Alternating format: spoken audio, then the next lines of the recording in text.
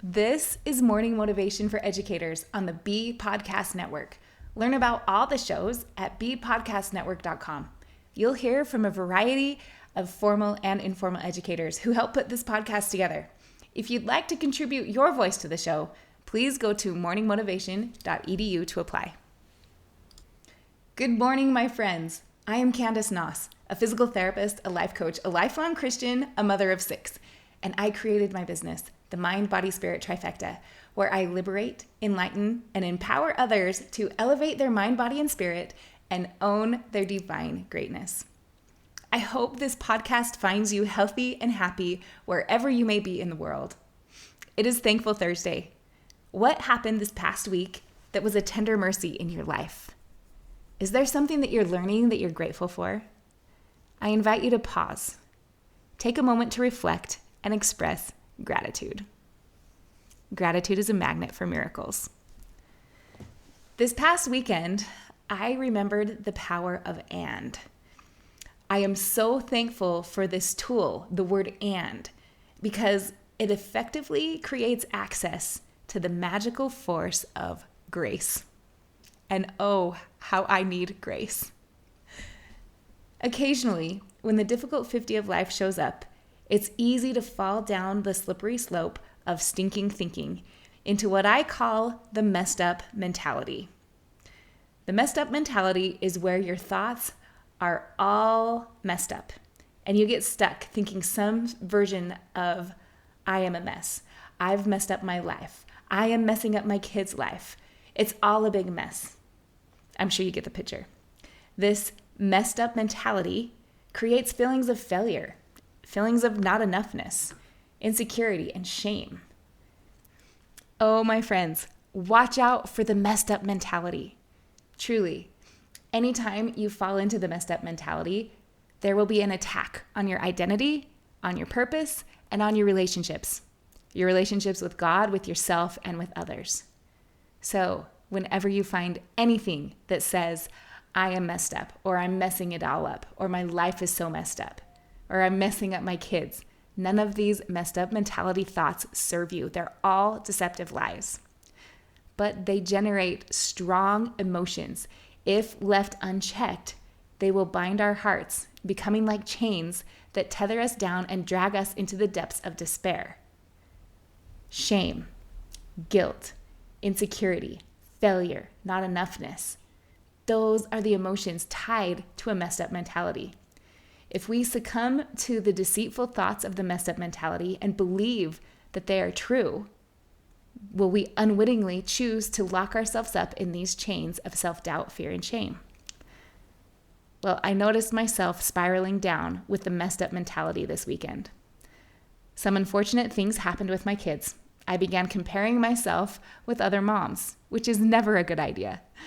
I measured the relationships I have with my kids against the relationships they have with their kids, and I found myself coming up blaringly short. I fell for traps in my thinking that lead to self-sabotage. Comparisonitis is never good. Soon, I recognized the once familiar shackles of insecurity, self-doubt, fear, self-loathing, and shame present again, weighing heavy on my mind. I had worked so hard to get out of these emotions, and here they were again, sinking me into a dark pit of despair. But then, a sweet, tender mercy from a loving God came. I heard a song. It came on the radio. It was Hold On by Wilson Phillips. This was a song from my childhood, and I love it. And as I sat ruminating in craptastic thinking, the words of this song hit me like a punch in the gut. The words say, "You can sustain, or are you comfortable with the pain? You've got no one to blame for your unhappiness. You put yourself into your own mess. Don't you think it's about the time to change your mind? I know that there is pain, but you hold on for one more day and you break free, break from the chains." Well, when I heard this song, I realized I was choosing to wear these chains of shame, fear, doubt, and insecurity. All that I needed to do was to break free from these chains. Then a second tender mercy. I remembered the power of and. the word and. As the messed up mentality was running rampant in my mind, I would think, oh, I am such a mess. And God loves me anyway. I screwed it all up. And I love me anyways. I am mishandling so many things. And I am also killing it in many ways. I am messing everything up. And I love me for never giving up. The power of the word and. It speaks to the fact that even when it's undeserved, God loves us anyway. This unmerited gift of grace magically breaks those chains of shame and fear and self-doubt, and it liberates us from those awful emotions that block our progress. Grace is proof of God's unconditional love. And we access grace through the power of the word and. Remember, love always wins. Love never fails. If God loves me, even in all my messiness, then I can love me.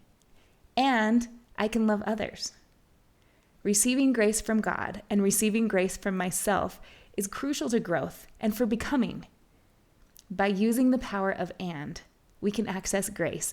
And this gift of grace, as it says in the song Amazing Grace, continually saves a wretch like me.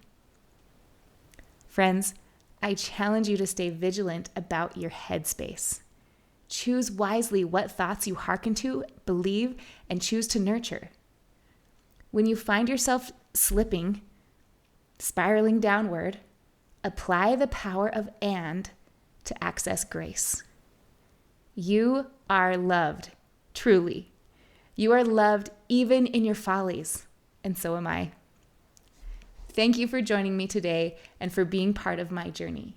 I hope you're able to use the power of and to access more grace in your life. I believe in you, and I truly am thankful for you. If you'd like more from me, grab my free video about taking your self-talk from crappy to happy. I'd love for you to join my Thankful Thursday email, and I invite you to listen to and subscribe to my podcast called Designed for Greatness with Candice Noss. Links are in the show notes. And whatever role you have in education, we have a podcast for you at beadpodcastnetwork.com. Who among your friends and colleagues needs to hear this message today? Please share it with them right now.